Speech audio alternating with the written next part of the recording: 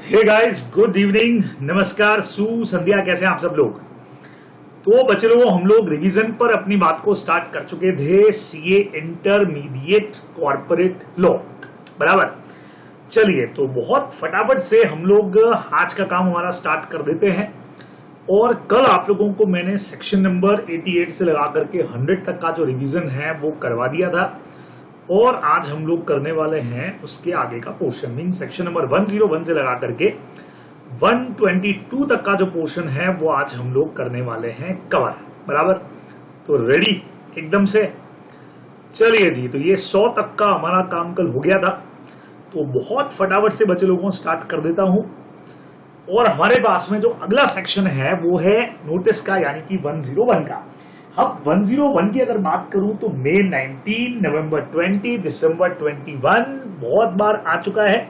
मतलब एग्जाम के हिसाब से काफी बढ़िया सेक्शन जो है वो ये हो सकता है। हम सबको पता है कि चाहे एजीएम हो, मीटिंग का नोटिस जो जाएगा वो 21 क्लियर डेज पहले जाना चाहिए। तो भाई 21 दिन पहले जाएगा, लेकिन टोटल नंबर ऑफ डेज जो है वो 25 होने चाहिए। हम 21 से 25 तक हम कैसे पहुंचेंगे? एक दिन हमारा डे ऑफ मीटिंग एक्सक्लूड हो गया, एक दिन हमारा डे ऑफ नोटिस हो गया। और सर्विस ऑफ नोटिस जो है सेक्शन 20 के हिसाब से हम मान करके चलते हैं 2 दिन का, तो मींस 21 में हमारे 4 डेज एक्स्ट्रा होकर के एटलीस्ट 25 डेज पहले मीटिंग का नोटिस जाना चाहिए, बराबर। सिंपल सी बात है। चलिए, और प्राइवेट कंपनीज की अगर बात करें तो वो 21 से कम ज्यादा कुछ भी रख सकती है। सेक्शन अगर 8 कंपनीज की बात करें तो 21 की जगह रिप्लेस होकर के उनके लिए 14 डेज हो जाएगा। लेकिन इसके लिए नो डिफॉल्ट होना चाहिए in filing in annual return और फाइनेंशियल स्टेटमेंट, जो हमारा पुराना पॉइंट है। चलिए जी, शॉर्ट नोटिस में बात करें, क्या ये मीटिंग का नोटिस 21 दिन से कम टाइम पीरियड पे दे सकते हैं? क्या बिल्कुल दे सकते हैं भाई। कई बार जरूरत पड़ती है, अर्जेंट मैटर्स होते हैं, तो शॉर्ट एंड नोटिस पे भी मीटिंग बुलाई जा सकती है। लेकिन इसके लिए मेंबर्स का कंसर्न लेना पड़ेगा, वेदर रिटर्न के अंदर या फिर इलेक्ट्रॉनिक मोड में लेना पड़ेगा, बराबर से। अब ये कंसर्न अगर एजीएम कॉल कर रहे हैं तो एटलीस्ट 95% मेंबर्स का कंसर्न चाहिएगा। अगर ईजीएम कॉल कर रहे हैं तो 2 रिक्वायरमेंट एक साथ है। मेजोरिटी होनी चाहिए नंबर के अंदर, मतलब 100 मेंबर अगर हैं तो मोर देन 50 मेंबर कंसर्न करें, लेकिन उनके पास में एटलीस्ट 95% का पेड अप कैपिटल होना चाहिए। तो नंबर में आप 50% से ज्यादा है, लेकिन पेड अप शेयर कैपिटल 95% से कम है, तो भैया ये एप्लीकेशन काम नहीं करेगी, शॉर्ट नोटिस वाली। ये अपने को ध्यान में रखना है, ठीक है। और कंपनी के पास में अगर शेयर कैपिटल है ही नहीं तो टोटल वोटिंग पावर का 95%। अब टोटल वोटिंग पावर अपने को पता है 1%, 1 वोट 100 लोग हैं, तो 95 एटलीस्ट कम से कम अप्लाई कर दें। अगर यस कर दें, अपनी कंसेंट दे दें रिटर्न या इलेक्ट्रॉनिक मोड में, तो शॉर्ट नोटिस पे मीटिंग बुलाई जा सकती है। नोटिस के कंटेंट में सबको पता है प्लेस क्या होगा, डे क्या होगा, आर क्या होगा, ये सब आ जाएगा। जो भी बिजनेस हम ट्रांसैक्ट करने वाले हैं, ऑर्डिनरी, स्पेशल बिजनेस, सब कुछ। और अगर स्पेशल बिजनेस है तो company have to attach explanatory statement, जो एग्जाम के हिसाब से बढ़िया पॉइंट है। 102 में भी अपन चेक भी करेंगे, ये अपने को ध्यान में रखना है। बढ़िया पॉइंट बनता है कि भैया ये नोटिस मिलेगा किसको? तो कंपनी के हर मेंबर को, चाहे वो इक्विटी हो चाहे प्रेफरेंस हो, ठीक है। अगर किसी मेंबर का डेथ हो गया तो उसके लीगल हेयर को मिल जाएगा। अगर कोई मेंबर इंसॉल्वेंट हो चुका है, बराबर, तो उसके ऑफिशियल असाइनी को मिलेगा, कंपनी के ऑडिटर्स को मिलेगा और डायरेक्टर को भी मिलने वाला है। हाल ही में इसके ऊपर एक बढ़िया सी रील बना करके मैंने पोस्ट करी है, तो बिल्कुल आप उसको जाकर के देख सकते हैं इंस्टाग्राम के ऊपर। वहां आपको इससे रिलेटेड एक प्रोविजन मिल जाएगा, कबूतर जा जा जा। यानी कि पुराने जमाने में जाते थे कबूतर, आज की डेट में जाते हैं मीटिंग के नोटिस। और उस नोटिस के लिए एंटाइटल पर्सन ये लोग होंगे। इस पर एक छोटा सा रील बना रखा है। चलिए जी, अब नोटिस का मोड क्या होगा? तो वैसे सेक्शन 20 के अंदर ये चीजें कवर हो जाती हैं। अलग से क्या बात हुई, पर्सनली आप दे सकते हैं, कुरियर के थ्रू भेज दिया, ऑर्डिनरी पोस्ट से जाएगी। जो भी मेंबर का रजिस्टर्ड एड्रेस कंपनी के पास में है, लेकिन इंडिया का होना चाहिए भाई। इंडिया के बाहर भेजने के लिए हम बिल्कुल भी बाउंड नहीं है। भाई साहब, इंडिया के बाहर किधर चले गए? हांगकांग चले गए, किधर बैंकॉक चले गए, किधर मलेशिया चले गए, थाईलैंड चले गए, दुबई चले गए, नहीं, हम इंडिया के एड्रेस पे ही उसको देने वाले हैं, ध्यान में रखना है। चलिए, और दूसरा तरीका सबसे बढ़िया, इलेक्ट्रॉनिक मोड से दे सकते हो आप, रजिस्टर्ड पोस्ट से भी दे सकते हैं। लेकिन उसके लिए मेंबर को बोलेंगे कि भैया पहले जो भी पैसा है रजिस्टर्ड पोस्ट का वो हमारे पास जमा करा दीजिए। हम इतने सारे मेंबर को रजिस्टर्ड पोस्ट से अपने खर्चे पे नहीं भेजेंगे भैया। तो अगर मेंबर तुम चाहते हो कि तुमको रजिस्टर्ड पोस्ट से मिले तो उसका पैसा हमारे पास जमा करवा दो, हम उससे तुमको भेज देंगे, बराबर। अच्छा, अभी जिन मेंबर्स का हमारे पास में एड्रेस ही नहीं है, तो न्यूज़पेपर के अंदर, लोकल न्यूज़पेपर के अंदर उनके लिए जो है वो ये मीटिंग का नोटिस आ जाएगा। लेकिन ध्यान रखिएगा, जिनके एड्रेस हमारे पास में है, भले ही कंपनी के पड़ोस वाला घर हो, लेकिन उनके लिए न्यूज़पेपर काम नहीं करेगा। अपने को ध्यान में रखना है, उनको ऊपर वाले किसी मैथड से हम लोग भेजने वाले हैं। ज्वाइंट शेयर होल्डर है तो क्या करना है, नोटिस उनमें से जिसका नाम पहले लिखा हुआ है उसके एड्रेस के ऊपर जाने वाला है, ये आप लोग ध्यान रखेंगे, ठीक है। मीटिंग इनवैलिड हो जाएगी अगर प्रॉपर नोटिस नहीं भेजा गया। लेकिन अगर एक्सीडेंटल ओमिशन है, गलती से मिस्टेक हो गई है, कंपनी अप्रूव कर देती है तो कोई बात नहीं, गलतियां हो जाती है, इंसान है, गलतियां होती है, माफ कर दी जाएगी। नोटिस जो है प्रॉपर अथॉरिटी बीओडी इशू करेगा। इस पर जो एक्सीडेंटल ओमिशन है, हमारा Chandra Roy versus Kolkata chemical versus Chandra Roy का हमारा केस बहुत फेमस है, जहां पे एक्सीडेंटल ओमिशन था। टाइमली नोटिस रूल वाइज तो लेट मिला, लेकिन उसके बावजूद भी इंफॉर्मेशन जब मिल गई तो वैलिड माना जाएगा। अब नोटिस को इलेक्ट्रॉनिक मीडियम के थ्रू भी भेज सकते हैं, हाँ जी बिल्कुल भेज सकते हैं। मेल के थ्रू भेजेंगे, और मेल के थ्रू भेजेंगे तो या तो टेक्स्ट फॉर्म में भेज दीजिए या कोई पीडीएफ फॉर्मेट को अटैच कर दीजिए, या यूआरएल लिंक भेज दीजिए जहां पे ओपन करके मीटिंग का डेट वगैरह सब कुछ उनको पता लग जाएगा, ठीक है। कंपनी क्या करेगी, अपना shall give address of the website and full details, पूरा सब कुछ डिटेल देकर के रखेगी मेंबर को कि भैया कैसे वहां से इंफॉर्मेशन एक्सेस कर सकता है। हाँ, फिजिकल वर्जन में हम जैसा भेजते हैं वैसा ही इलेक्ट्रॉनिक तरीके से भेजेंगे। ये मेल कंपनी खुद का इन हाउस फैसिलिटी डेवलप कर ले, किसी और को ऑथराइज कर दे, थर्ड पार्टी एजेंसी को बल्क में भेज सकती है। मेंबर अपना ईमेल एड्रेस साल में एक बार कंपनी के पास में रजिस्टर्ड करवाना है, चेंजेस वेंजेस करवाने हैं तो करवा ले। कंपनी भी क्या करेगी कि भेजने से 30 दिन पहले एक बार कंफर्म कर लेगी कि हाँ भाई तुम्हारा यही ईमेल एड्रेस है ना, बाद में मंगा नहीं चाहिए हमको। If member fails to provide और अपडेट ईमेल एड्रेस, नहीं देता है भाई तो ओके, अपडेट नहीं करता है, प्रोवाइड नहीं किया, अपडेट नहीं किया तो company shall not be default for not delivering by email. या ईमेल के थ्रू आपने एड्रेस ही नहीं दिया तो कहां देते, दिया तो अपडेट नहीं किया, गलत दिया तो भी हम रिस्पॉन्सिबल नहीं है। अगर कोई मेंबर फिर भी रिक्वेस्ट करता है कि नहीं सर मुझे तो फिजिकल कॉपी आप भेजो, तो हम फिजिकल कॉपी उसको भेज देंगे, दिक्कत नहीं है, ठीक है।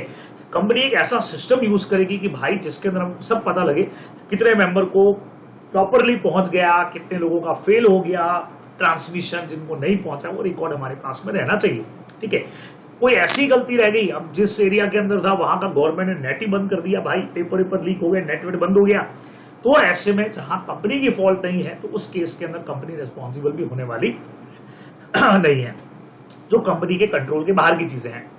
नोटिस कंपनी की वेबसाइट पे भी प्लेस करेगी, और ऐसा कोई वेबसाइट जिसको सेंट्रल गवर्नमेंट नोटिफाई करे, लिस्टेड कंपनी है तो सीबीवीबी की वेबसाइट पर ये भी जाएगी, अपने को ध्यान में रखना चाहिए। चलिए जी, तो ये 101 का पूरा सिस्टम है। फास्ट रिवीजन हम लोग ले रहे हैं ताकि सारे पॉइंट्स आप लोगों को एकदम बढ़िया तरीके से हो जाए रिकॉल। अभी नेक्स्ट पॉइंट हमारे पास में आ गया भाई, बिजनेस एट द मीटिंग क्या होता है, मीटिंग के अंदर क्या ट्रांजेक्शंस किए जाते हैं उसको बिजनेस बोलते हैं। दो तरह के, ऑर्डिनरी और स्पेशल। ऑर्डिनरी मैंने आपको कल ही बता दिए थे, जहां पे हम फाइनेंशियल स्टेटमेंट जो है या जो हमारी बोर्ड रिपोर्ट या ऑडिट रिपोर्ट है उसको कंसीडर करते हैं, उसको अडॉप्ट करने का काम करते हैं। डिक्लेरेशन और डिविडेंड भी यहाँ पे है। Appointment of director in case of retiring वाला, ध्यान रखिएगा, नया ही अपॉइंट हो रहा है कोई इनके अलावा तो फिर वो स्पेशल बिजनेस का पार्ट हो गया, लेकिन रिटायरमेंट वाले की जगह दूसरा आ रहा है तो ऑर्डिनरी बिजनेस है। और ऑडिटर का अपॉइंटमेंट और रेम्यूनरेशन भी ऑर्डिनरी बिजनेस में एजीएम में होगा। इन चार के अलावा जो कुछ भी काम आप एजीएम में करेंगे सब स्पेशल है, बराबर। इन चार के अलावा और बाकी एजीएम में जो कुछ करेंगे सारे बिजनेस कराएंगे स्पेशल, अपने को ध्यान में रखना चाहिए। अब बढ़िया चीज थी कि जब भी कंपनी स्पेशल बिजनेस कर रही होगी तो कंपनी को मीटिंग के नोटिस के साथ में अटैच करना पड़ेगा एक्सप्लेनेटरी स्टेटमेंट। नहीं अटैच किया तो मीटिंग चैलेंजेबल है भाई। हालांकि एलआईसी वर्सेस एस्कॉर्ट वाले केस के अंदर अगर रीजंस हमने डिस्क्लोज नहीं किया है तो इसमें कोई दिक्कत वाली बात हमारी नहीं है, बराबर। मीटिंग का पर्पस बताना हमारे लिए सफिशिएंट होगा। तो अब इसमें कंसेप्ट क्या आया भाई, एक्सप्लेनेटरी स्टेटमेंट के अंदर क्या क्या जाएगा। जो भी मैटर मीटिंग में डिस्कस होने वाला है, अगर उसमें हमारे किसी डायरेक्टर का, मैनेजर का, केएमपी का किसी तरह का फाइनेंशियल या अदर इंटरेस्ट इन्वॉल्व है तो आपको उसको भी करना पड़ेगा डिस्क्लोज, बराबर। Second number, meaning, scope and implication of terms of business. जो मीटिंग में बिजनेस डिस्कस करने वाले हो, जैसे कंपनी शेयर कैपिटल में चेंज कर रही है तो भाई उसका मीनिंग क्या, क्यों चेंज कर रहे हो, उसका इम्प्लीकेशन क्या आएगा, पर्पस क्या है, वो सब भी बताओ, ठीक है। अच्छा, अगर हमारी कंपनी जो बिजनेस डिस्कस कर रही है उसका अगर कनेक्शन किसी दूसरी कंपनी से तो तुम लोग को ध्यान हो तो मैंने एक एग्जांपल देके रखा था कि हमारी कंपनी के डायरेक्टर है, और हम चाहते हैं कि उनकी कोई दूसरी कंपनी उसके साथ हमको डील करना है, वो फर्नीचर बनाती है तो उस कंपनी से हमको फर्नीचर परचेज करना है, तो where special business related to other company, और हमारे किसी प्रमोटेड डायरेक्टर मैनेजर या केएमपी के पास उस दूसरी कंपनी जिसके साथ हमारी कंपनी डील करने जा रही है 2% या उससे ज्यादा की शेयर कैपिटल हो, तो वो भी यहाँ पे करनी पड़ेगी डिस्क्लोज, बराबर। और उसके अलावा अगर कोई मेंबर ऐसा है कि भी चेक करना चाह रहा है कि मुझे तो डॉक्यूमेंट पढ़ने हैं, चेक करना है, तो आजा भैया, टाइम और प्लेस हम बता देंगे। टाइमिंग वही अपना जो ऑफिशियल टाइमिंग रहेगा 9 से 6 के बीच में कोई भी बोर्ड डिसाइड कर सकता है, 2 आवर्स का ऐसा कुछ। और प्लेस जो है जहां पे ये मेंटेन करके रखे अपने registered office of the company पे आ सकते हो, खत्म बात, बराबर। और जैसा हमने कहा कि अगर ये डिस्क्लोजर नहीं किया गया तो ये जो भी प्रमोटर, डायरेक्टर, मैनेजर, केएमपी होंगे वो कंपनी को पे करेंगे कॉम्पनसेशन, रेस्पॉन्सिबल फॉर पे कॉम्पनसेशन। भी आपने ये चीज डिस्क्लोज काहे को नहीं की, जिसके साथ हम डील कर रहे थे उसमें आपका क्या इंटरेस्ट था, ये आपको डिस्क्लोज करना चाहिए था। जो कुछ भी इन्होंने प्रॉफिट उसमें अर्न किया रहेगा, इनका जो पर्टिकुलर प्रॉफिट होगा they have to compensate to the company, अपने को ध्यान रखना है। चलिए जी, अगला बहुत जोरदार सेक्शन आ रहा है। अच्छा, 102 की बात करूं तो नवंबर 19 और दिसंबर 21 के अंदर इस पर क्वेश्चन आ चुका है, भाई और बहनों ध्यान रखिएगा। 102 पर आ चुका है 2 बार क्वेश्चन, तो इंपॉर्टेंट सेक्शन, इंपॉर्टेंट वैसे तो सारी है, क्या बोलूं मैं आपको। 103 जो है वो वैसे भी इंपॉर्टेंट सेक्शन है, और मे 19 में क्वेश्चन इसके ऊपर आ चुका है, कोरम के ऊपर। इसके साथ में सेक्शन 112 और 113 जो है वो भी अटैच हो जाते हैं, है ना। जहां कोरम के अंदर अगर कोई प्रेसिडेंट का अपॉइंटेड पर्सन है या कोई बॉडी कॉर्पोरेट का अपॉइंटेड पर्सन है वो कोरम में काउंट होता है, तो वाला पॉइंट बहुत जोरदार इसके अंदर जो है वो कई बार क्वारी हो जाता है, तो ये आप लोग थोड़ा सा ध्यान में रखेंगे। चलिए 103 पे बात शुरू करते हैं।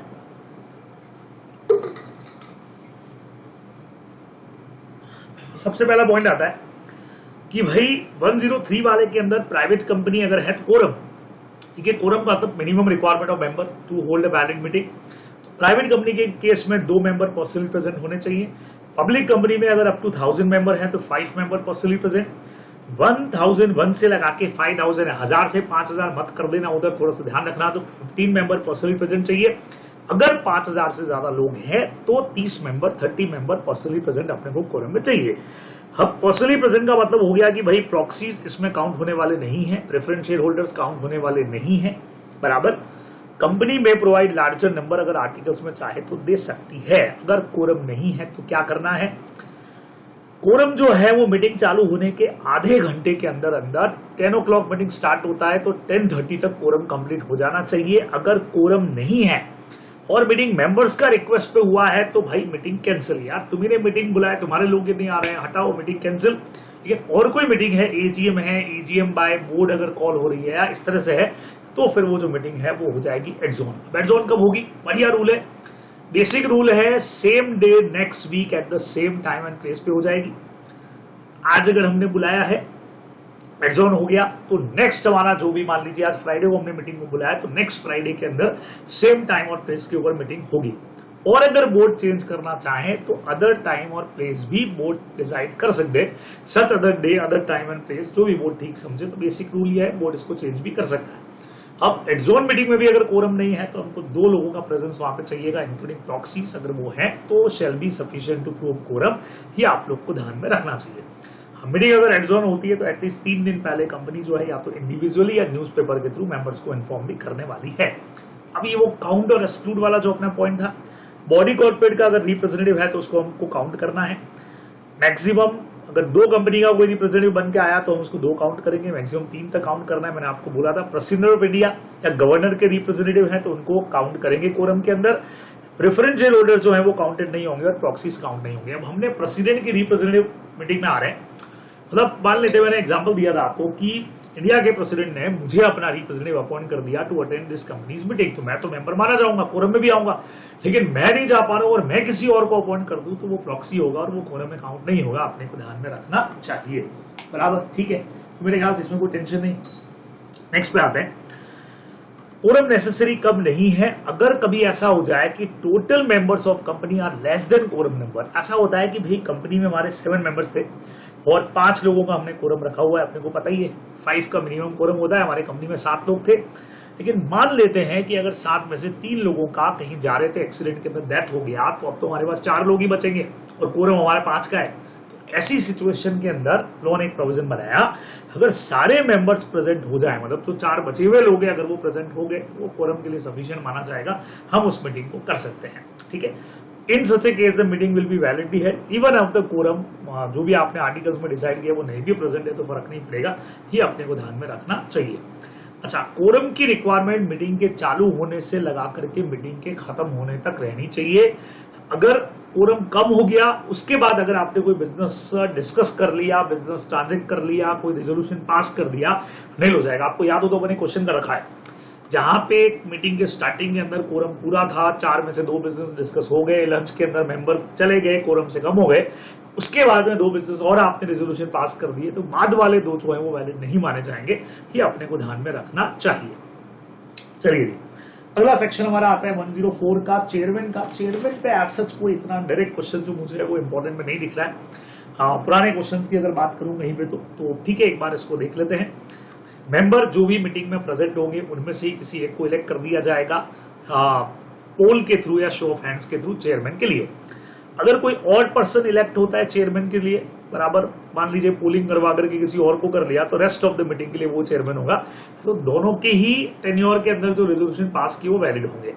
अगर वोट्स का इक्वलिटी हो गया तो चेयरमैन एक कास्टिंग वोट करेगा, ये वोट उसके नॉर्मल वोट के अलावा होगा, और ऐसा वोट खाली हो सकता है ऑर्डिनरी रेजोल्यूशन के केस में, कि स्पेशल रेजोल्यूशन के केस में, ये भी अपने को ध्यान में रखना चाहिए। तो सिंपल से हमारे पॉइंट्स हैं।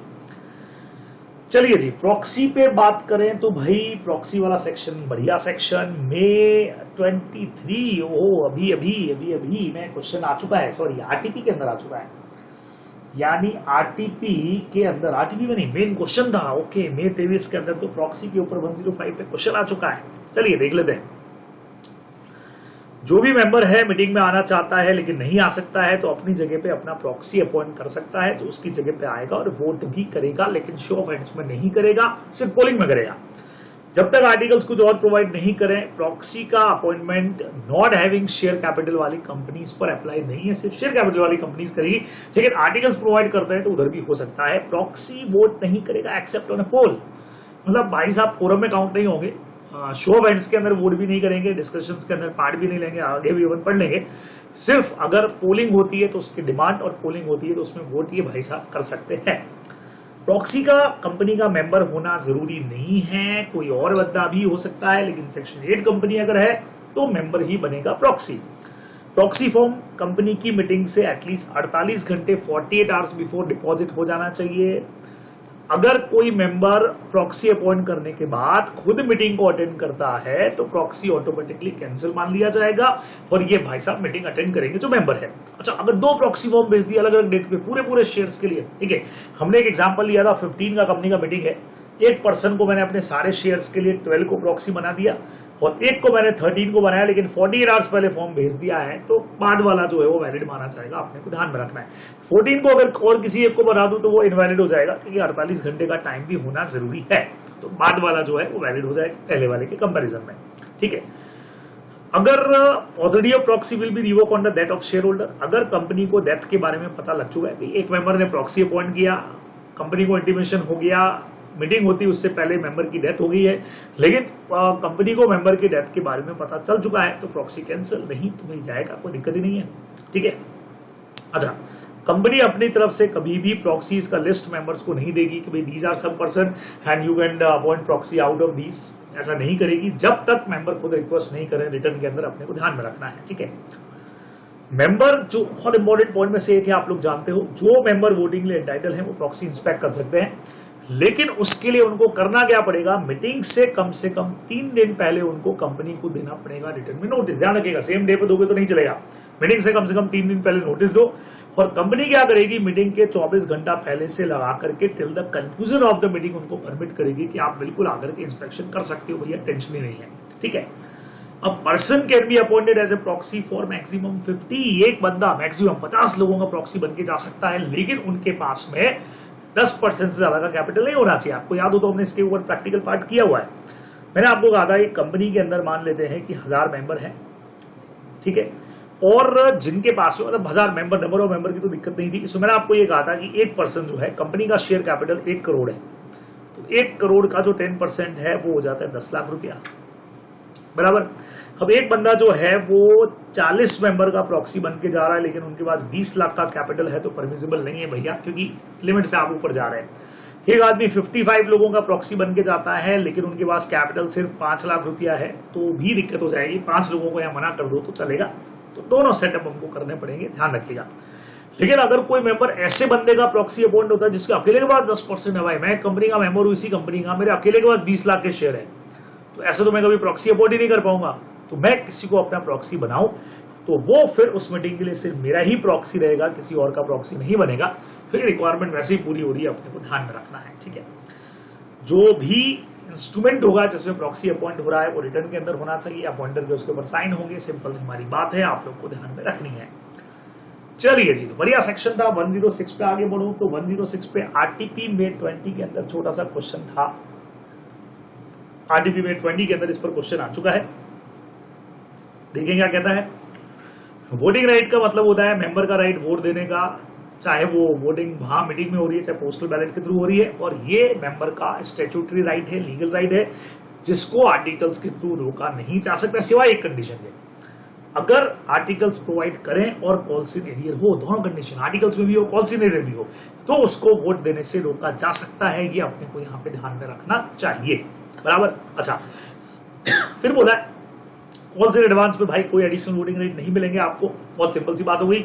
और ज्वाइंट शेयर होल्डर हैं, 2 लोग हैं, दोनों लोग मीटिंग में आ चुके हैं, दोनों आइए, खाइए, पीजिए, मजे करिए, लेकिन वोट देने का राइट तो उनमें से किसी एक को मिलेगा, और वो भी उसको जिसका नाम रजिस्टर में पहले लिखा गया है। ये अपने को रूल ध्यान में रखना चाहिए, ठीक है, बराबर। तो ये हमारा एक सेक्शन और निपटा भाई। 106 भी 107 शो ऑफ हैंड से वोट करना, बढ़िया।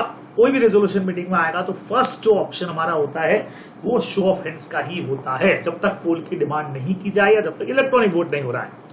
और रिजल्ट डिक्लेयर चेयरमैन कर देगा, उसके बाद मिनट बुक में लिख दिया जाएगा जो भी इसका रिजल्ट होगा। तो अपने को पता है कि 1 पर्सन 1 वोट काउंट होता है इसके अंदर। एक हमारे पास और तरीका आजकल वोटिंग का है, voting bye electronic mean. Section काम करता है इधर कौन सा, 108। देखिए भाई, हमारा 108 वाला जो सेक्शन है वो बेसिकली यहाँ पे क्या कहता है, देख लेते हैं इसको भी।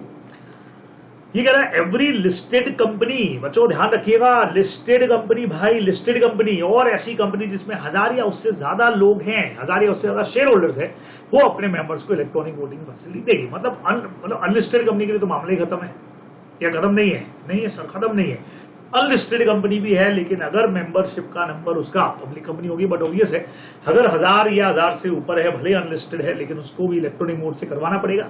अगर लिस्टेड कंपनी है लेकिन मेंबर का नंबर 1000 से कम है, तो भी उसको इलेक्ट्रॉनिक वोटिंग फैसिलिटी देनी पड़ेगी।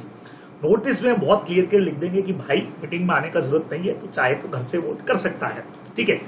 अब ये जो रिमोट ई वोटिंग का फैसिलिटी देना है बच्चों, हमने पहले भी बात की थी कि इसके लिए आपको बकायदा उनको एक फैसिलिटी देनी पड़ेगी कि आप आकर के मीटिंग के अंदर घर से, मीटिंग में आने की जरूरत नहीं, आप घर से वोट कर सकते हो, लिंक उनको दे देंगे। जैसे मैंने आपको कहा था, गेम शोज जो होते हैं ना टीवी के अंदर जो आते हैं, कॉम्पिटिशन्स वगैरह, इस तरह के नच बलिए वगैरह, या जो भी इसमें आपको अपने फेवरेट पार्टिसिपेंट को वोट करना होता है, वोटिंग लाइन्स ओपन रहेंगी, ऐसा कुछ सिस्टम रहता है। तो रिमोट ई वोटिंग जो है वो कम से कम, मतलब नॉट लेस देन 3 डेज, 3 दिन ओपन रहेगी, और मीटिंग के पहले दिन शाम को 5 बजे फैसिलिटी क्लोज होगी। तो मीटिंग अगर 15 तारीख का है तो 14 रात को 5 बजे, 14 तारीख को 14 को पहले दिन, मतलब 15 को मीटिंग है तो 14 को शाम को 5 बजे बंद हो जाएगी। तो 3 दिन इसको अपने को ओपन रखना है, तो उस तरीके से कैलकुलेशन किया जाएगा, बराबर।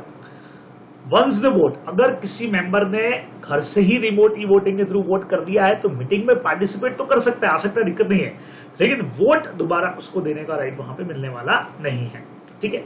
रिमोट ई वोटिंग जैसे ही पहले दिन शाम को 5 बजे तक हो जाएगी, उसके बाद फैसिलिटी ब्लॉक कर दी जाएगी, आपके वोट्स उसमें नहीं आएंगे।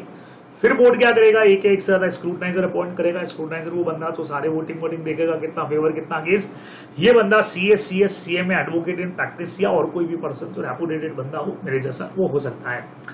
After voting firstly count the vote cast at the meeting. कुछ लोग मीटिंग में भी आएंगे, कुछ घर से वोट करेंगे, तो सबसे पहले जो लोग मीटिंग में आ गए हैं उनके वोट्स जो हैं वो काउंट होंगे। फिर उसके बाद में ये रिमोट वाला जो है वो अनब्लॉक किया जाएगा, एटलीस्ट 2 विटनेस होने चाहिए जो कंपनी के एम्प्लॉयमेंट के अंदर नहीं हो, उनकी प्रेजेंस के अंदर वोट खोले जाएंगे, है ना, मतलब अनब्लॉक किए जाएंगे। फिर टोटल वोट कास्ट कितने हुए, फेवर अगेंस्ट, उन सबका एक रिपोर्ट बनेगा और 3 दिन within 3 days of conclusion of the meeting जो है वो रिपोर्ट बन जाएगा। स्क्रूटाइजर बकायदा एक रजिस्टर मेंटेन करेगा, मैनुअली इलेक्ट्रॉनिकली कैसे भी करना चाहे, फिर सारी डिटेल लिखेगा, कितने वोट आए, कितने नहीं, कितना क्या रिजेक्ट क्या हुए, वो सब कुछ लिखेगा। रिजल्ट को कंपनी क्या करेगी, वेबसाइट के ऊपर डिस्क्लोज कर देगी। मीटिंग तो खत्म हो चुकी है, लोग घर पे चले गए, तो वहां पे वेबसाइट पे मीटिंग में वेबसाइट के अंदर जो भी रिजल्ट होगा वोटिंग का वो आ जाएगा। Resolution shall deem to be passed, भाई रिजल्ट तो 3 दिन या 4 दिन बाद आ रहा है, लेकिन हम रेजोल्यूशन पास कब से माना जाएगा, जिस दिन मीटिंग हुई थी। और एक बार रेजोल्यूशन जो आपने इलेक्ट्रॉनिक वोटिंग से भेज दिया है वो विड्रॉ नहीं होगा भाई, उस पर वोटिंग होगी, फिर अपने को ध्यान में रखना है, बढ़िया सा पॉइंट है। तो इलेक्ट्रॉनिक वोटिंग का कंसेप्ट अपना यहाँ पे आगे हो जाएगा खत्म। फिर आता है डिमांड फॉर पोल क्या है। हमने बार बार ये पढ़ा कि प्रॉक्सी वॉक्सी अगर मीटिंग में आ रहा है तो फिर सिर्फ पोलिंग में बांट लेगा। पोलिंग की खासियत यह है कि इसमें नॉर्मली तो 1% 1 वोट है, लेकिन पोलिंग में जितने तुम्हारे पास में शेयर्स या शेयर कैपिटल है उतना वोट देने का राइट अपने को मिलता है, ठीक है, मेंबर को। तो पोल में each member as vote of proportionate to the number of share या फिर कैपिटल। पोल डिमांड कब की जा सकती है, बिफोर और on the declaration of result of voting by show of hand. Show of hand से पहले भी और on the declaration of result भी आप इसकी डिमांड कर सकते हो। चेयरमैन जो है वो अपनी मर्जी से भी पोल का ऑर्डर कर सकता है, मेंबर डिमांड करे तो करेगा, तो करना ही पड़ेगा। अब कितने मेंबर डिमांड करेंगे, या तो जिनके पास 10% का शेयर कैपिटल हो, पहले ले लेते 10% का वोटिंग पावर, या फिर मतलब 10% का वोटिंग पावर हो। शेयर कैपिटल में तो रिक्वायरमेंट हमारी इस बार 5 लाख की है, ठीक है ना। तो बहुत सीधा सा है कि अगर शेयर कैपिटल वाली कंपनी है तो भाई 5 लाख या उससे ज्यादा का शेयर कैपिटल हो, और या फिर 1/10 का वोटिंग पावर उनके पास में अगर है तो वो लोग ये डिमांड कर सकते हैं। अपने को ध्यान में रखना चाहिए, तो कैपिटल या तो 5 लाख या उससे ज्यादा की या 1/10 का एटलीस्ट वोटिंग पावर है तो दे कैन डिमांड कि हमको पोलिंग चाहिए। पोल आपने डिमांड कर लिया, अगले 48 घंटे के अंदर पोलिंग करवानी पड़ती है, उससे पहले आप विड्रॉ करना चाहें किसी भी टाइम पे तो विड्रॉ भी हो सकता है। When poll is demanded for adjournment of election, अब देखिएगा बढ़िया पॉइंट ये है कि जब आप डिमांड फॉर पोल करते हैं, डिमांड फॉर पोल पे 3 बार क्वेश्चन दिख रहे हैं मुझे। आरटीपी नवंबर 18 में दिख रहा है, दिसंबर 21 के अंदर एग्जाम में आ चुका है, और नवंबर 22 की जो हमारी आरटीपी थी उसके अंदर भी इसके ऊपर क्वेश्चन था डिमांड फॉर पोल। अब जैसे आपने मीटिंग के अंदर पोल का डिमांड किया और वो मीटिंग के एडजॉर्न, मतलब वो जो आप पोलिंग करवाना चाह रहे हो वो मीटिंग के एडजॉर्नमेंट पे करवाना चाह रहे हो, मीटिंग आगे एडजॉर्न हो जाए, एक बार पोल करवा के मान लेते, मतलब पूछ लेते मेंबर क्या कह रहे हैं, या चेयरमैन का ही इलेक्शन करने पे है तब तो पोलिंग इमीडिएट करवानी पड़ेगी। और किसी मैटर पे अगर पोलिंग है तो चेयरमैन अगले 48 घंटे में कभी भी करवा सकता है, टाइम ले सकता है, अपने को ध्यान में रखना चाहिए, ठीक है, बराबर, बढ़िया सब पॉइंट है। चलिए जी अगले सेक्शन की तरफ बढ़ते हैं फटाफट से। 110 passing of resolution bye postal ballot. समझिएगा, पोस्टल बैलेट का सीन यह है कि मीटिंग की जगह हम पोस्ट से ही वोट मंगवा लें, वोटिंग बाय पोस्ट और थ्रू एनी इलेक्ट्रॉनिक मोड से वोटिंग हो जाएगी, ठीक है। पोस्ट कर दें कंपनी को या मेल के थ्रू अपना वोट भेज सकते हैं। कंपनी जब मीटिंग का नोटिस भेजेगी तो सारे शेयर होल्डर को एक ड्राफ्ट भेज देगी साथ में इंफॉर्मेशन कि हमको आपका वोट चाहिए, और 30 डेज के अंदर हमारे लेटर पोस्ट करने से 30 दिन में आप उसका रिप्लाई जो भी फेवर अनफेवर है हमको कर दें। नोटिस कंपनी चूंकि ये वाला भेज रही है और ये पोस्टल बैलेट है तो रजिस्टर्ड पोस्ट से भेजेगी, या स्पीड पोस्ट में जिसमें सेफ रहेगी, पहुंच कर हमारे पास प्रूफ भी रहे, या रजिस्टर्ड ईमेल से या फिर कोरियर सर्विस से। एक लोकल न्यूज़पेपर के अंदर और एक इंग्लिश न्यूज़पेपर में पब्लिश भी करेगी ये चीज को कि हमने पोस्टल बैलेट सेंड किए हैं, और कंपनी अपनी वेबसाइट पे भी डालेगी। अब कुछ पॉइंट ऐसे हैं बच्चों जिनमें इंपॉर्टेंट चीजें हैं। देखो, पोस्टल बैलेट का कंसेप्ट यह है कि ज्यादा से ज्यादा हमको मेंबर्स लोगों का वोटिंग मिले। मेंबर का मर्जी है वोट देना नहीं देना, लेकिन हम चाहते हैं ज्यादा से ज्यादा वोटिंग मिले। तो कुछ ऐसे मैंडेटरी चीजें हैं, क्योंकि क्या होगा, कम लोग मीटिंग में आएंगे, फिर डिसीजन मेकिंग हो जाएगी, फिर बाद में चिल्लाएंगे अरे हमारे राइट्स के अगेंस्ट में हो गया। तो भैया आ ही चाहते हो, नहीं आ रहे तो चलो घर से वोट करो। तो अगर ऑब्जेक्ट क्लॉज ऑल्टर करना है, आर्टिकल्स में ऑल्टर करना है, बायबैक करना है 67 में, 67, 68 वाले जो सेक्शंस है, उसके अलावा डीवीआर जो है वो इश्यू अगर करना है, differential voting right, registered office में चेंज करना है, किसी अंडरटेकिंग को बेचना है, डायरेक्टर का इलेक्शन करना है, या शेयर्स या डिवेंचर्स से रिलेटेड राइट्स को वेरिएट करना है, चेंज करना है, या जो लिमिट हमको 186 में प्रेस्क्राइब कर रखी है उससे उसके थ्रू हमको उसके एक्सेस में जाकर के कोई लोन वगैरह देना है, गारंटी वारंटी देनी है, ठीक है, तो इन सारे मैटर के अंदर जरूरी है कि हम क्या करेंगे, वोटिंग उनको प्रोवाइड करेंगे पोस्टल बैलेट से। तो दो ऑप्शन है, या तो 108 में आप इलेक्ट्रॉनिक मीन से दे दीजिए तो भी हमको चलेगा, क्योंकि उसमें भी घर से वोट आ जाएंगे, टेंशन नहीं है। नहीं तो फिर पोस्टल बैलेट सिस्टम अपने को करवाना ही पड़ेगा, अपने को ध्यान रखना है। यहाँ ओपीसी को जरूरत नहीं है इसकी। उसके अलावा ऐसी कंपनी जिसमें 200 तक मेंबर हो, प्राइवेट कंपनीज एक तरह से होंगी। और उसके अलावा एजीएम में जो ऑर्डिनरी बिजनेस डिस्कस होते हैं ना, वो 4 वाले, वो तो एजीएम के अंदर ही होंगे। एक तरह से आप समझो कि एजीएम जो है वो पोस्टल बैलेट से नहीं होगी। बस ये आप इसमें समझ सकते हैं, अपने को ध्यान में रखना है। बाकी आप मीटिंग को पोस्टल बैलेट से कर सकते हैं। चलिए अगला सेक्शन बच्चे लोगों 111 हमारा सेक्शन है, बढ़िया सेक्शन है, जिसका नाम है सर्कुलेशन ऑफ मेंबर रेजोल्यूशन। आपको याद हो तो कंपनी की मीटिंग होने वाली है and members want to put some resolution और put some point into meeting, ठीक है ना। आप कंपनी को इंटीमेट कर दो आप जो चाहते हो, और कंपनी उसको सारे मेंबर्स को सर्कुलेट कर देगी ताकि मीटिंग में डिस्कशन हो जाए, वोटिंग हो जाए। ये तरीका था। तो circulate statement with respect to any business to be dealt with any general meeting और ऑन रिक्वेस्ट ऑफ मेंबर। तो कुछ मेंबर है, अब ये कितने मेंबर है आपने को दे रखा है, या तो 10% का पेड अप शेयर कैपिटल है, वही जो ईजीएम में थे, या 10% का वोटिंग पावर है। तो ये कंपनी को रिक्वेस्ट करेंगे कि we want to propose something into meeting, हम मीटिंग में कुछ प्रपोज करना चाह रहे हैं। तो इनका ये जो नोटिस आएगा, इनका जो लेटर आएगा, वो कंपनी सारे मेंबर को सर्कुलेट कर देगी। कॉपी ऑफ रिक्वेस्ट ये कंपनी को कब डिपॉजिट करेंगे, रजिस्टर्ड ऑफिस पे करेंगे, ठीक है। और अगर आप चाहते हो कि मीटिंग में कोई रेजोल्यूशन प्रेजेंट करना है वोटिंग के लिए, तो मीटिंग से एटलीस्ट 6 वीक पहले ये इन्फॉर्म करेंगे।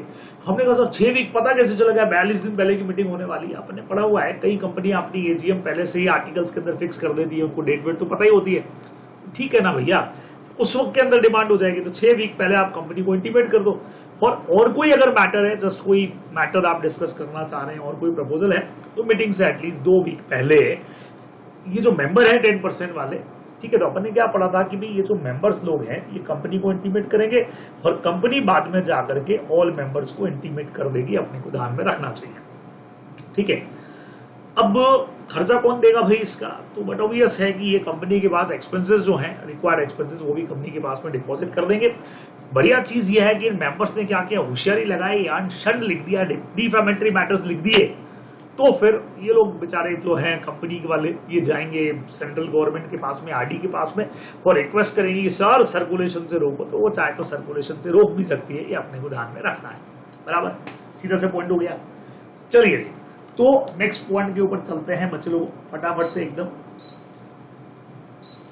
और अगला पॉइंट हमारे पास में है भाई, सर 112 113, अरे पढ़ लिए ना, 112 113 कोरम के साथ ही हम लोगों ने पढ़ लिए थे। फिर आता है 114। अच्छा 114 जो है वो May 19 के अंदर एग्जाम में आ चुका है। छोटा सा सेक्शन है बच्चों, शुरू से पढ़ते आ रहे हैं। ऑर्डिनरी रेजोल्यूशन है तो मोर देन 50% चाहिए, मोर देन 50 है, 50 और मोर मत कर देना। एसआर अगर है तो 75% और मोर वोट्स फेवर में चाहिए। खूब क्वेश्चंस आप लोगों ने इसके ऊपर किए हुए हैं, आपको पता है। 2 या 2 से ज्यादा रेजोल्यूशन साथ में प्रेजेंट हो सकते हैं जब तक कोई मेंबर सेपरेट वोट की डिमांड नहीं करे या पोल डिमांड नहीं करे।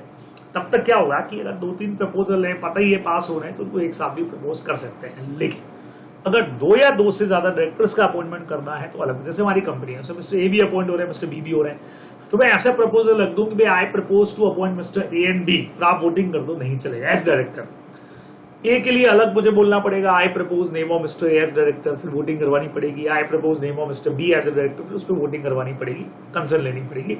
अलग अलग होगा, आपने को ध्यान में रखना है।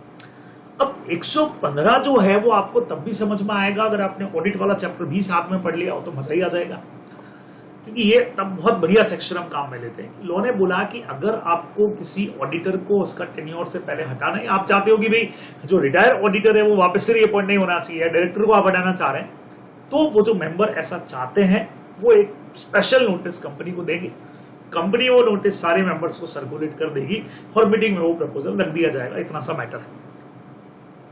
तो notice given by any member और मेंबर्स टू द कंपनी, फिर से हुई जैसा सेक्शन 111 था बिल्कुल वैसा ही है, लेकिन ये खाली 2 एक मैटर से रिलेटेड है, वो किसी भी मैटर में हो सकता है।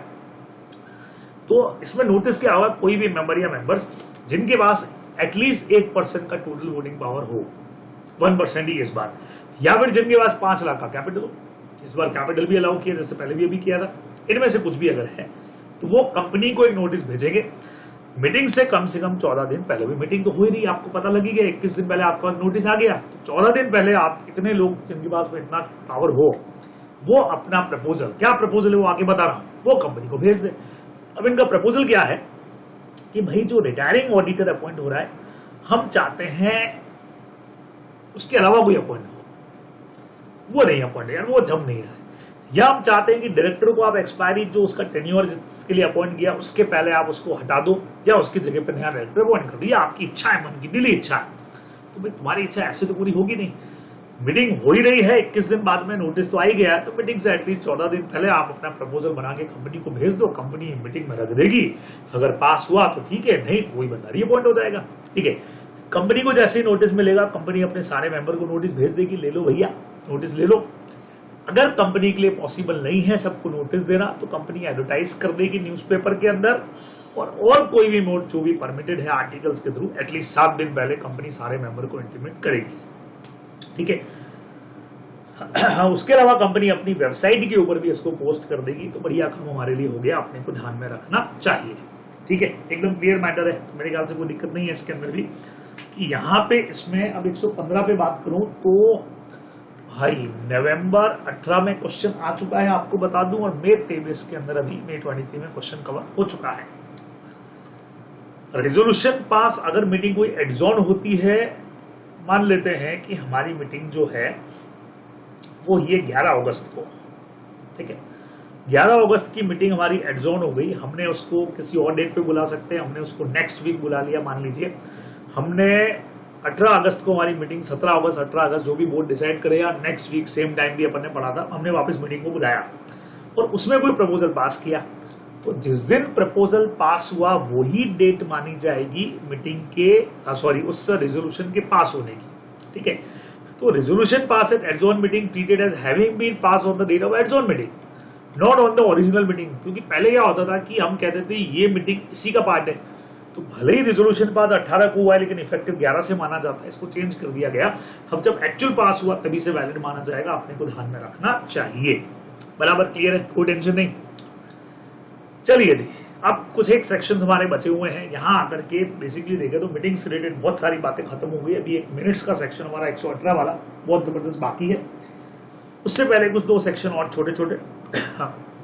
117, जो भी कंपनी कोई भी रेजोल्यूशन अगर पास करती है तो उसकी इंफॉर्मेशन अपन आरओसी को देते ही अपने सब जगह पढ़ा है, तो कंपनी अगर कोई एसआर पास करती है, ऐसा कोई रेजोल्यूशन जिसमें सारे मेंबर का कंसेंट आया, ठीक है, ऐसा कोई रेजोल्यूशन जहां पे बीओडीज में किसी भी डायरेक्टर का कोई अपॉइंटमेंट हो रहा है, रीअपॉइंटमेंट हो रहा है, रिन्यूअल हो रहा है, या टर्म्स एंड कंडीशन जो है एमडी वगैरह के अपॉइंटमेंट की चेंज हो रही है, वो भी आप ऐसा कोई रेजोल्यूशन पास हो रहा है तो आपको आरओसी को देना पड़ेगा।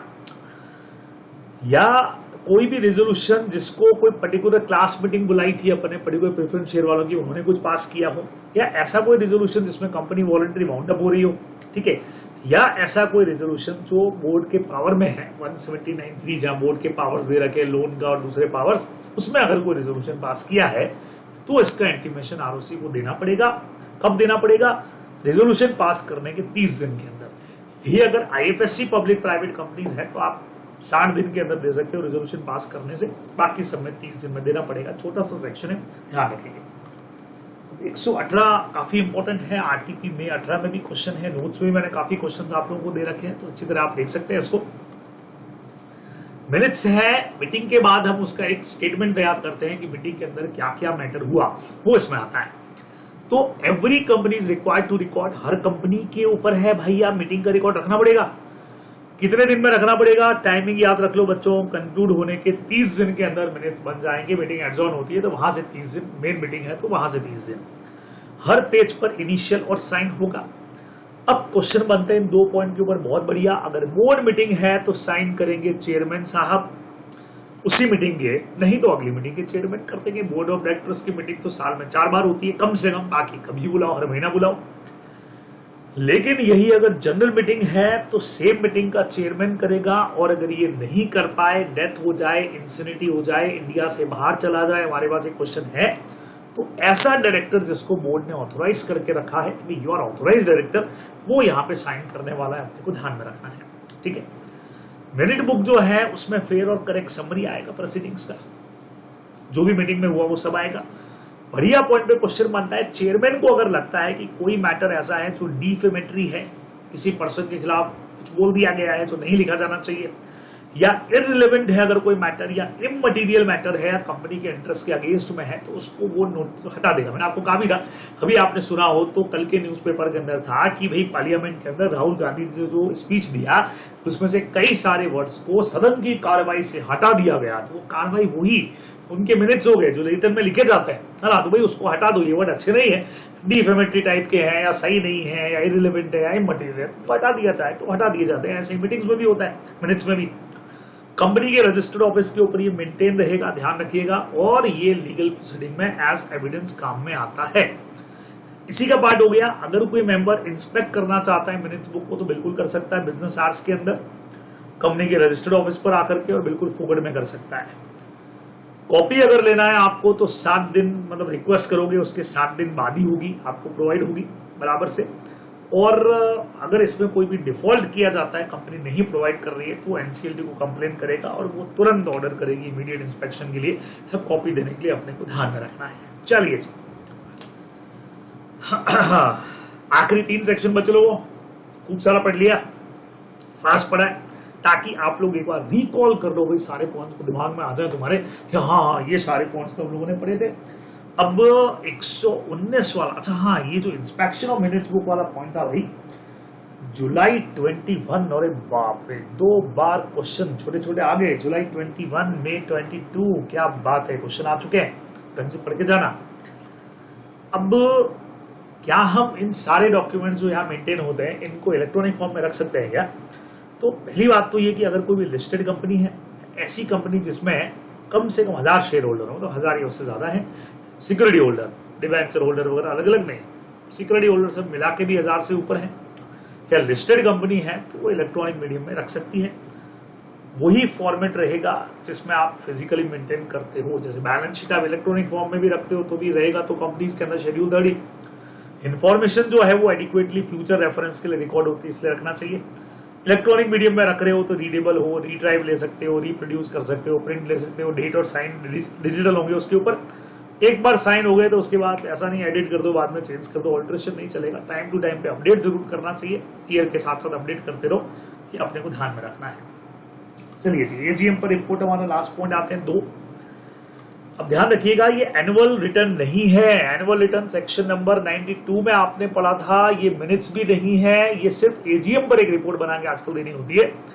हर लिस्टेड कंपनी, ध्यान रखिएगा कहां कहां लिस्टेड आ रहा है उसका लिस्ट अपने पास होना चाहिए कि यार इधर इधर लिस्टेड कंपनी आ रही है, तो हर लिस्टेड कंपनी जो है वो एक रिपोर्ट बना करके एजीएम के अंदर, मतलब एजीएम जो हुई उसके ऊपर एक रिपोर्ट बनाएगी।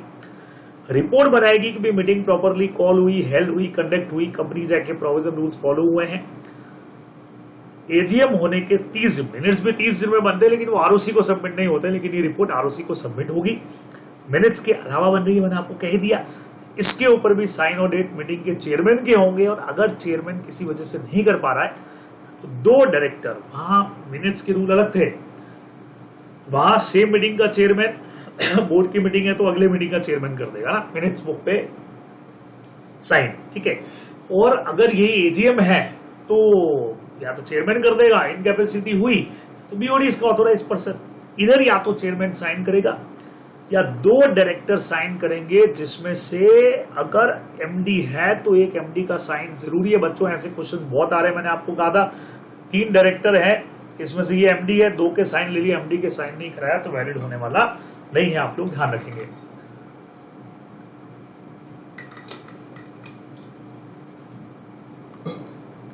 अब सवाल है कि भी इस रिपोर्ट के कंटेंट में क्या क्या आएगा, बहुत कुछ आएगा। मीटिंग किस दिन हुई, डेट क्या था, क्या टाइमिंग था, मीटिंग का वेन्यू क्या था, उसके अलावा information with respect to appointment of chairman, कि चेयरमैन कैसे अपॉइंट हुआ, कितने मेंबर्स मीटिंग में आए थे, कोरम था कि नहीं था। उसके अलावा इस चीज का कंप्लायंस कंफर्मेशन कि हमने एक्ट उससे रिलेटेड रूल्स, सेक्रेटरियल स्टैंडर्ड जो कंपनी सेक्रेटरीज के होते हैं, वो सारे हमने मीटिंग को कॉल करने में, कन्वेंट करने में, कंडक्ट करने में, सीसीसी कॉल करने में, मीटिंग को कन्वेंट करना, मतलब चलाने के अंदर, कंडक्ट करने के अंदर, उन सब में मीटिंग को बुलाना, अरेंज करना, कंडक्ट करना, इन सब में हमने कंपनी लॉ के जो भी प्रोविजंस हैं, जो भी रूल्स हैं, सेक्रेटरियल स्टैंडर्ड्स हैं, उन सबको हमने पूरा किया है। फिर आता है जो भी मीटिंग में आपने बिजनेस ट्रांजैक्ट किए उसके रिजल्ट क्या रहे उसका डिटेल। अगर मीटिंग एडजॉर्न होती है तो वो पोस्टपोनमेंट, वेन्यू चेंज होता है तो उसकी इंफॉर्मेशन भी, और कोई भी रिलेवेंट प्रोविजन हो तो इस रिपोर्ट में आएंगे। ये रिपोर्ट प्योरली किस पर आती है भाई? कंपनी जो है अपनी एजीएम पर इस तरह की रिपोर्ट बना करके भेजती है 30 दिन में आरओसी को एजीएम होने से। आखिरी सेक्शन भाई, इनमें से ओपीसी में कौन से नहीं लगते बच्चों? तो इन्होंने बोल दिया 98 वाला सेक्शन 100 से लगा के 111 नहीं लगता। प्रैक्टिकली मैंने आपको बता दिया था 96 भी नहीं लगता, उसमें तो सेक्शन में लिखा हुआ अदर देन ओबीसी, वो नहीं लगेगा। तो 97 भी नहीं लगना, 98 नहीं तो 99 और 100 भी, 100 तो हम वैसे एक्सक्लूड कर रहे नहीं लगेंगे। हाँ, ओपीसी में रिजोल्यूशन कैसे पास होता है मैंने मजेदार चीज आपको बताई थी कि घर से मेंबर कंपनी को भेजेगा, कंपनी के अंदर जो बंदा बैठा है वो खुद ही है, वो मिनट्स बुक में एंटर कर देगा रेजोल्यूशन पास हो गया। अगर कोई मेंबर का रेजोल्यूशन पास करना है, सेम अगर बोर्ड रेजोल्यूशन पास करना है और एक ही डायरेक्टर अगर है तो सेम तरीका है, कंपनी के पास आएगा, कंपनी उसको मिनट्स बुक में लिख देगी और वो डायरेक्टर उस पर डेट डाल के साइन कर देगा, हो गया रेजोल्यूशन पास। और यही डेट जिस दिन साइन किया गया है मिनट्स बुक में लिख करके वो मानी जाएगी डेट ऑफ द मीटिंग। ये अपने को ध्यान में रखना है। यहां आकर के आपका सेक्शन 122 से रिलेटेड पार्ट, यानी वैसे देखें तो मैनेजमेंट और एडमिनिस्ट्रेशन का पूरा जो पार्ट है वो यहाँ पे खत्म हो गया। अब आप लोगों को बढ़िया क्वेश्चन बैंक जो है वो ऑलरेडी प्रोवाइडेड है बच्चे लोगों, तो क्वेश्चन बैंक पूरा अच्छी तरह से जबरदस्त तरीके से तैयार कर लीजिएगा। यहाँ पे आपको इसी चैनल पे पुराने वीडियोस भी क्वेश्चन बैंक के मिल जाएंगे। अभी हम लोग फिलहाल रिवीजन जो है वो कर रहे हैं अपने नोट्स में से। ये शॉर्ट नोट्स का बुक जो है वो भी आपको बहुत जल्दी अवेलेबल हो जाएगा। इतना आज के लिए करिए, जल्दी आप लोगों से मुलाकात होगी डिविडेंड के चैप्टर के रिवीजन के साथ में।